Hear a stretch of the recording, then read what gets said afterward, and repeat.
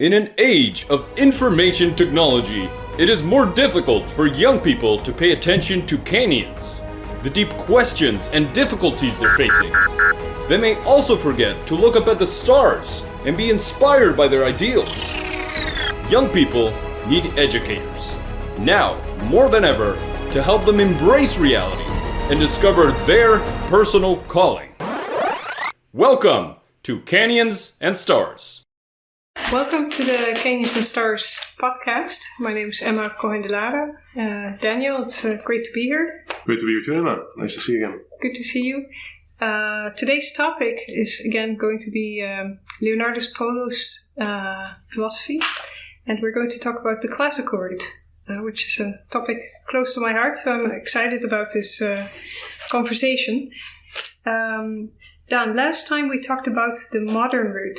Could you maybe briefly say what Polo means by these routes? Yeah. So I think, first of all, it's very important to mention that we are trying to address big questions that educators are facing today, issues that people are facing today, issues like attention in class, but also trying to make sense of life, trying to face big questions, trying to really address some of the fundamental underlying concerns that people have in education, and trying to form young people, trying to give them hope, trying to help them face reality.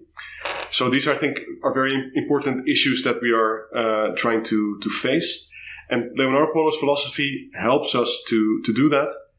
We saw that he's a very interdisciplinary philosopher, but that he's trying to really help us understand some of the core notions that we can get from the history of philosophy, that on the one hand help us to understand how we understand ourselves. And the modern route was a lot about trying to see how we in modern times understand ourselves, and that has a lot to do with the notion of production, so that we kind of produce ourselves, you could say. We value ourselves by the things that we produce, by the results we get.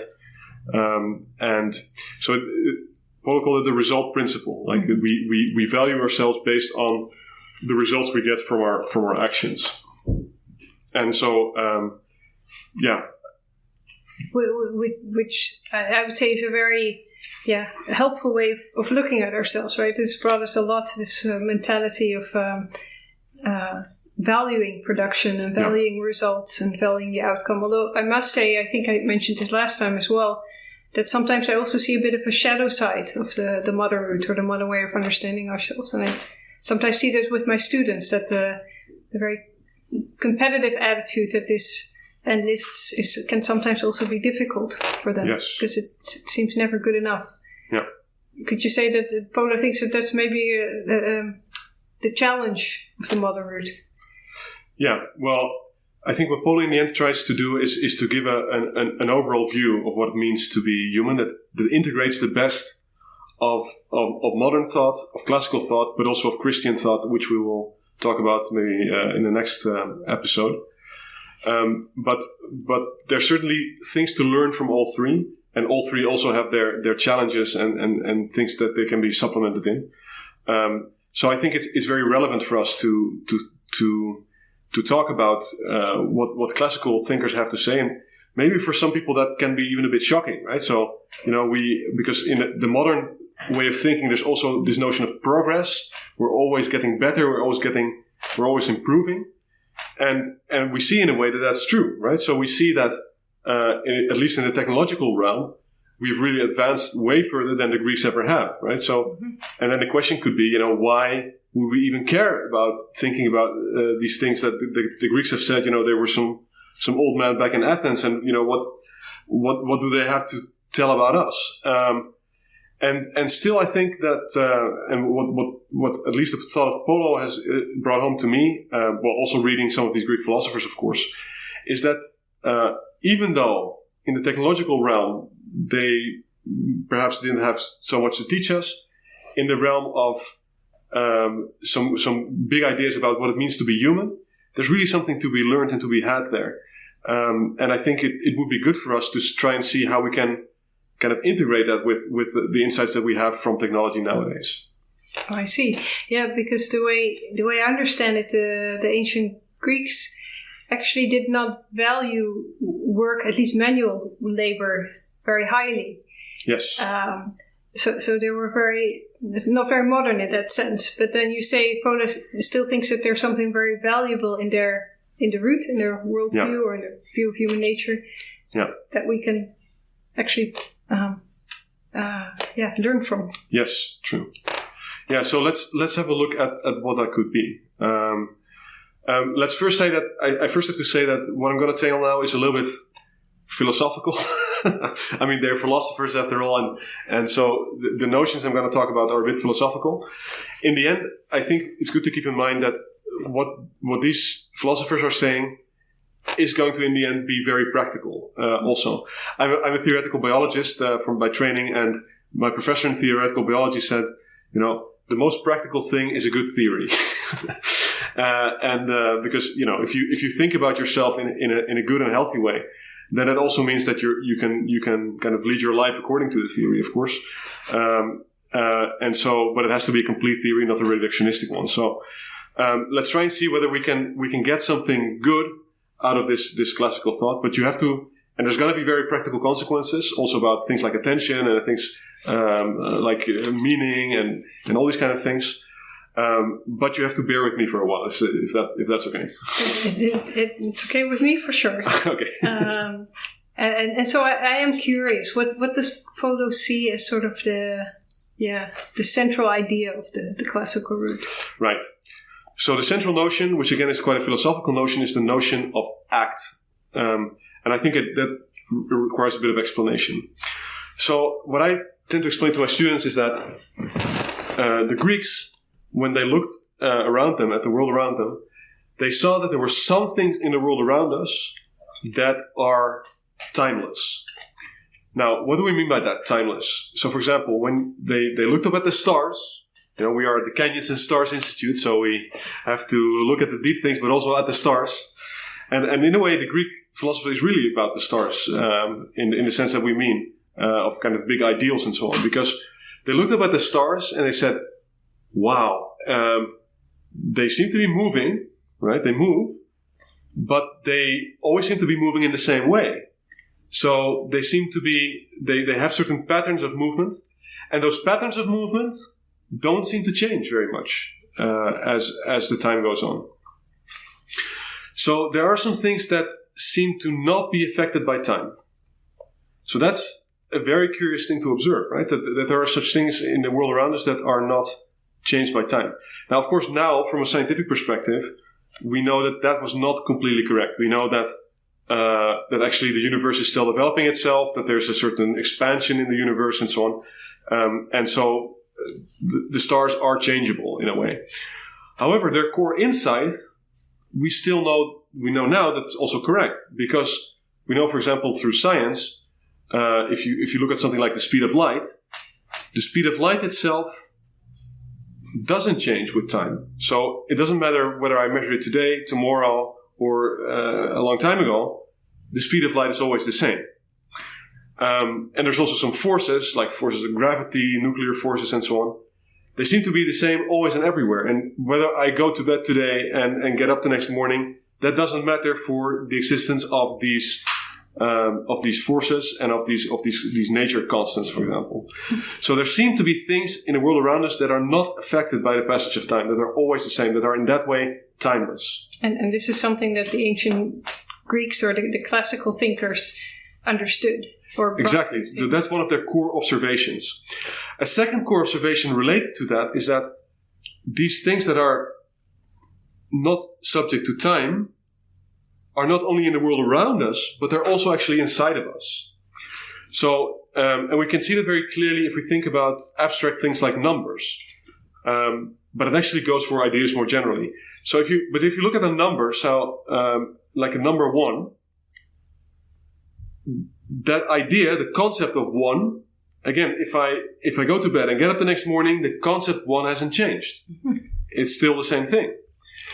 And that's a very beautiful thing to realize, that seemingly these concepts we have are not subject to time. Again, I mean, maybe it is true that we connect concepts in different ways, and that as we think, we change them. but it's not because time passes that it happens, but because we work them, right? Yeah. So they themselves are sort of timeless in that way. So now, the Greeks really thought a lot about change, right? So how do things change? And they saw, and these timeless things, they called it actuality. Well, we still use that word, right? So if we, for instance, read the newspaper, we talk about actuality. Mm-hmm. And unless it's fake news, of course, the actuality is something that has actually come to pass, right? It's something that has actually happened. So it's fully real, right? So an act is something that is there, that is real, and that's in a way timeless. And then an associated notion is that of potentiality. Potentiality is something that still has to come into being, so that there still is like a movement towards the actuality. Okay, now. So why is this so important? Why is this notion of actuality so important? The thing is that the Greeks saw that there are some things about us, so including our ideas, but also about human beings, that tend to be like always good for us. Mm-hmm.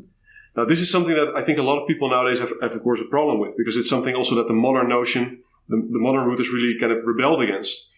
So it's not a very popular idea.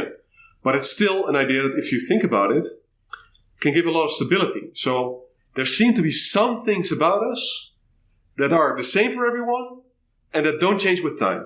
Okay, like the number one you were just explaining. Like the number one. But of course the number one isn't kind of a human ideal, right? But there are some... so in finding these ideas in us, so this number one, but other ideas... The Greeks also start to think about our rationality, what it means for us to be rational. Mm-hmm. And they start to see that developing your rationality, for example, is one of these ideals that are always good for us as human beings. Mm-hmm. So it's always good for us to be rational and to be more rational. Of course, some people are better at it than others, but in the measure that we can, developing rationality is always a good thing. And you would say across time and maybe also across place, that you see in different cultures, at different times, that people always strive to understand things. Is that what you mean by rationality? Exactly. Try to understand things and try to think about them, mm-hmm. And that is something that is helpful and good for us. Yeah. And so the Greek ethics kind of builds forward on that as well. Mm-hmm. Can you say a bit more about that? Or is the Greek ethics simply that we should strive to do that thing that is sort of seems to be an unchangeable truth for us as human beings, that we seek to understand the world? Yes. So, of course, they have ideas about what this truth then is for us, right? So, there are basically two main groups of ideals in Greek, classical Greek thought. So one is the ideal of contemplation, right? So again, looking at the stars and amazing, being, seeing the canyons and the stars and saying, wow, but then also rational contemplation, which means what can I understand about these stars? What can I understand about the canyons? What can I understand about our lives? And so, trying to rationally think and order the world in a way, rationally, that is one of their ideals, kind of the rational contemplation ideal. The second ideal, which is associated with that, is kind of ordering your practical life according to this rational order. So if you've thought about how to just think about what would be a good way to live, then actually implementing that. And that is the notion of virtue. So that means that we can actually, we have a certain ideal. So for example, I'm a student and I want to be able to study well. Okay. Then I know that to do that, for instance, it's very helpful to have a certain structure in my day. So to get up at a certain time, to eat then, and to start studying at a certain time, so that I can focus my attention right? On what's going on there. Now, I first need to think about that rationally. So what would be a good structure for me for my day? And it may be different for different people, but at least thinking about that, how do I work? Am I a morning person? Am I an evening person? What kind of things work for me? Think about it. Make that structure. But then being virtuous also means that knowing that is good for me, actually being able to implement that. So being able to say, now I'm actually going to get up on time. Now I'm actually going to have my breakfast. Now I'm actually going to sit down and study and actually be able to focus on this. And so those are, bringing those into practice. And then they have some core notions developed, which kind of help us think about how to do that also. That's interesting. So it's actually directly relevant to us educators and to us trying to help our students also live good lives. But I wonder, because we talked earlier, of course, within the modern route, we also seek to understand the world. Yeah. And I think in the modern route, understanding the world very much has to do with, again, this central notion that Paula points out of being productive. Yeah. So maybe also of molding the world or working with the world so that we actually produce the things and create and innovate the things that make our lives better. Yeah.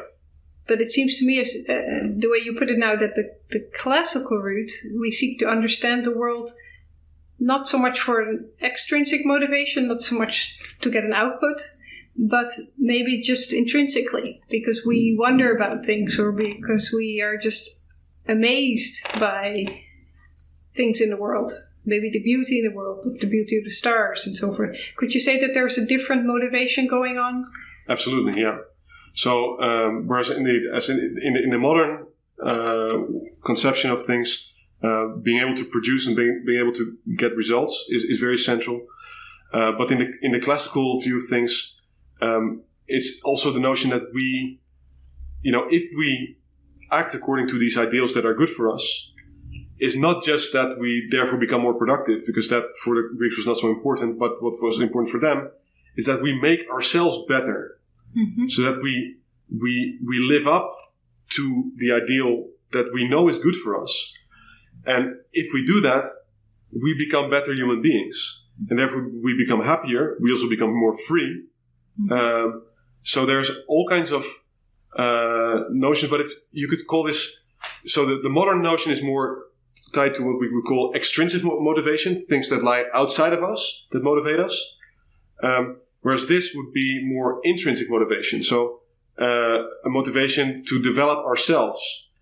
And I think, a lot of students when they study, so of course, you may want to, get a good job later or get high grades. But I think for many people also, just, the joy of studying is, and also the fact of developing yourself and becoming a more knowledgeable person is actually very important.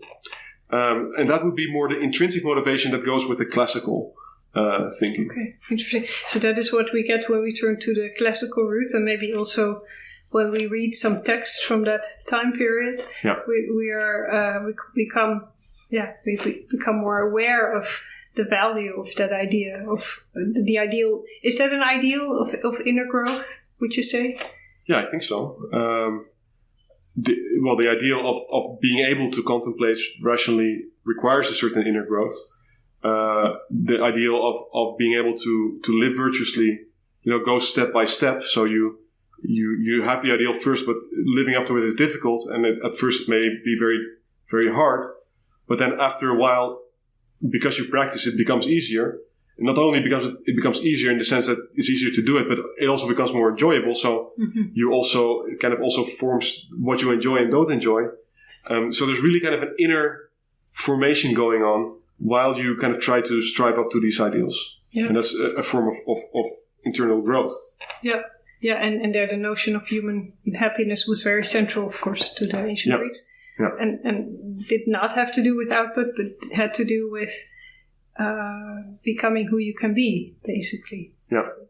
And if we go back, because that's what we talked about in the first podcast as well, this we're both educators, and we both notice, I think, as many educators in the world, notice that our students sometimes struggle with attention and with focus. Yes. Just because there are so many distractions, and there's social media, and it just seems that it's actually more difficult today for students to read long pieces of text, to think about something more deeply, even though they also have a need for that. Yeah.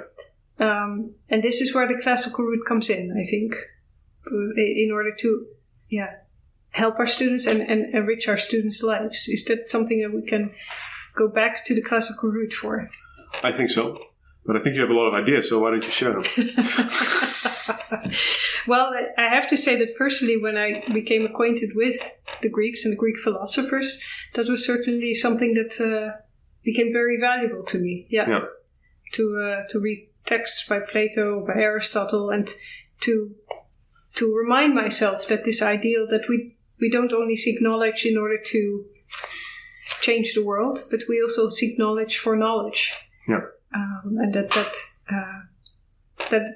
actually very joyful to read and to study and to think about things. Yeah. And how do you think it can address this attention problem that we have, or that students have nowadays? What can the classics contribute to that? Well, it's not easy, but I think two things. I think our attention span is you can practice it. Yeah. I would almost say it's a kind of a muscle. It's not a real muscle, but we know that over time, if students give dedicated attention to something, for example, reading in class, and maybe at first you only read 10 minutes, and maybe 15, and at some point they get the practice of it. They get the habit of it. It's something that the Greeks, I think, would call a virtue. So they become used to something. They acquire a good habit. Yeah. And I think that's very valuable. And then the nice thing about many of these classical texts is that they actually explicitly address the value of contemplation. Yeah. So it's a virtue. They talk about the contribution of it to human flourishing. Yeah. I can say something from my own experience. As when we are at the college we teach at, we lecture and we also tutor. And there was one student that I kind of guided through his studies, and he had ADD, so attention deficit disorder, and he really had a hard time focusing. And so he went to a psychologist, and they helped him. They gave him some pills to help him focus on. And he told me that at first that really helped him to kind of the chemicals kind of helped him to get into the focused mood and to really then build a habit of studying. And once he did that, after a while, he could get rid of the pills. Okay. So he could stop using the pills, and he was able to continue on his own because he had built this habit of studying. Mm-hmm. So I think that's a very nice example of what you're saying, right? Yeah.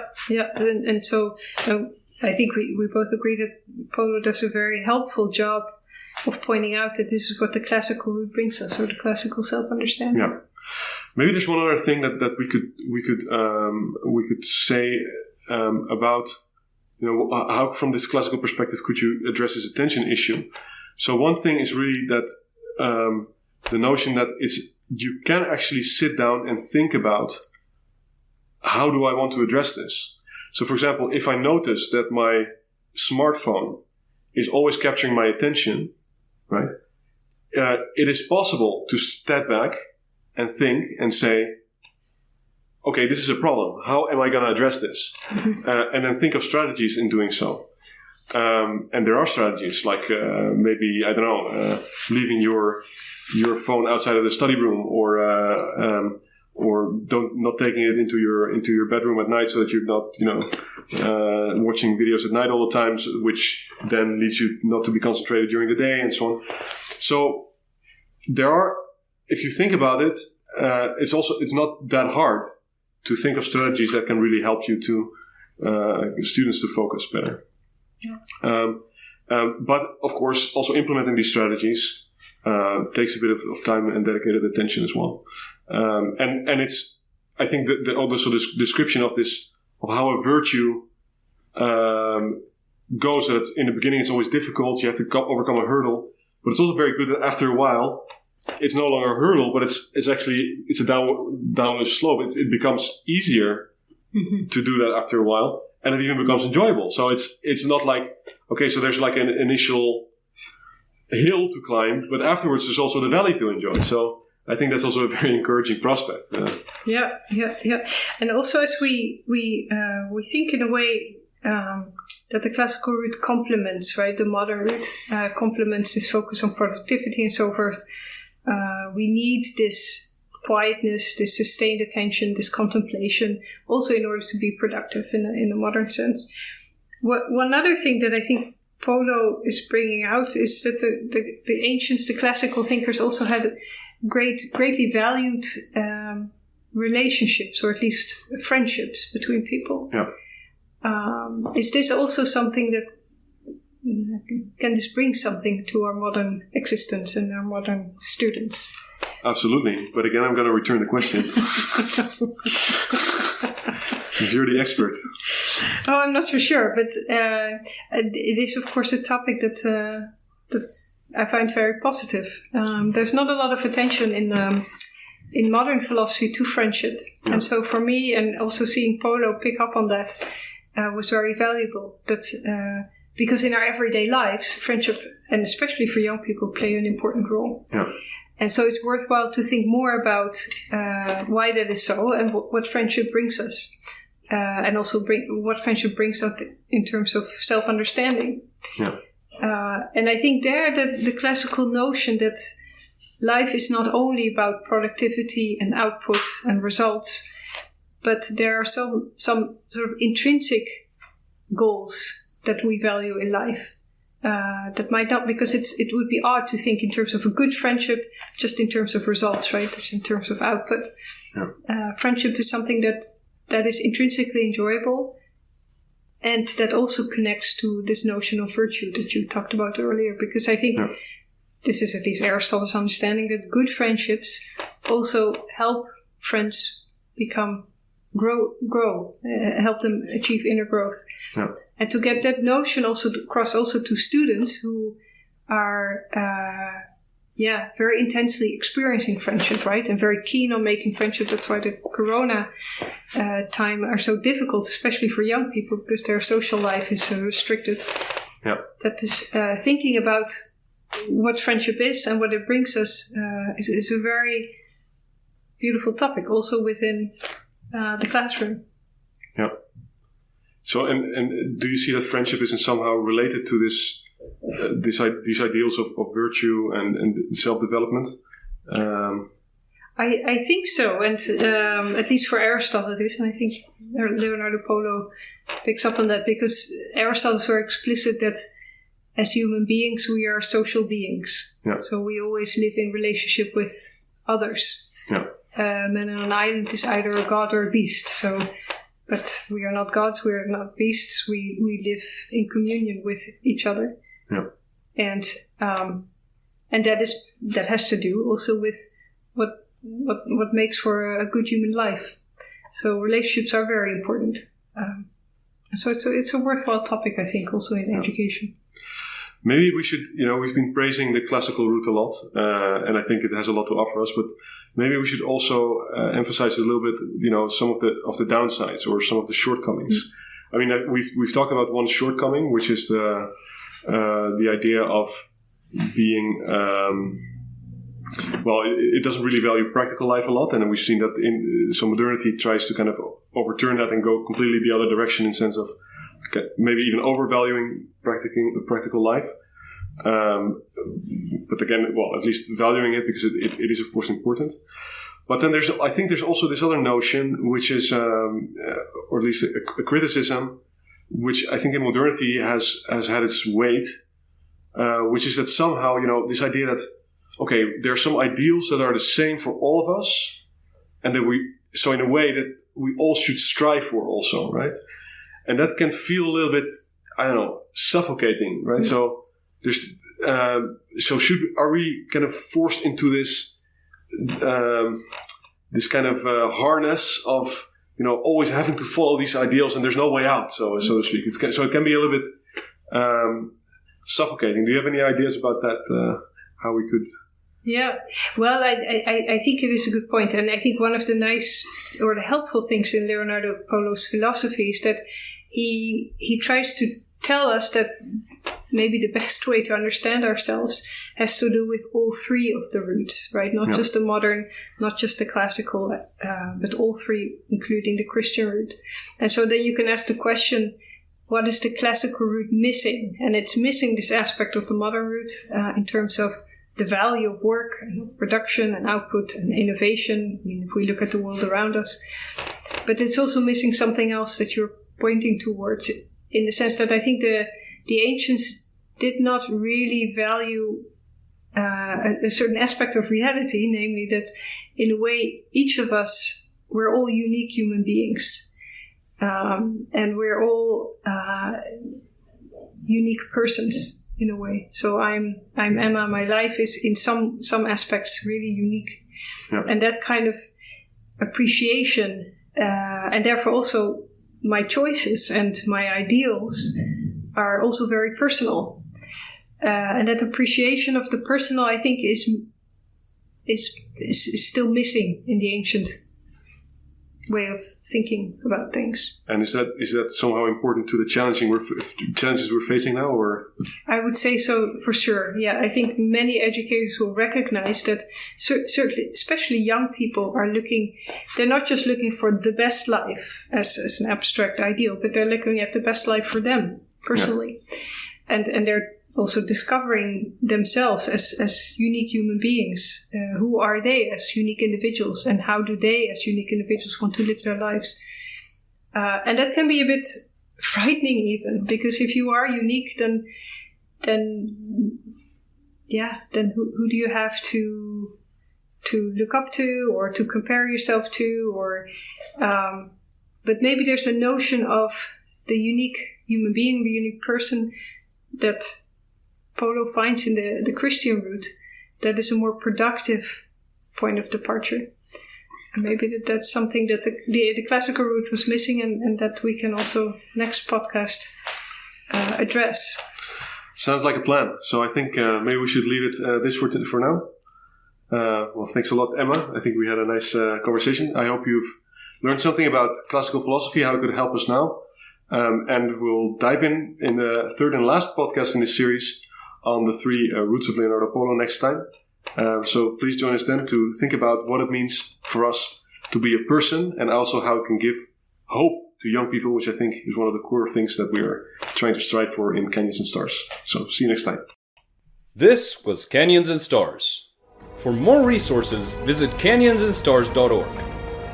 If you would like to support our work, please go to canyonsandstars.org and click on Contribute. Or find us on patreon.com/canyonsandstars. Because young people need educators, now more than ever, to help them embrace reality and discover their personal calling. Canyons and Stars. Let's grow together.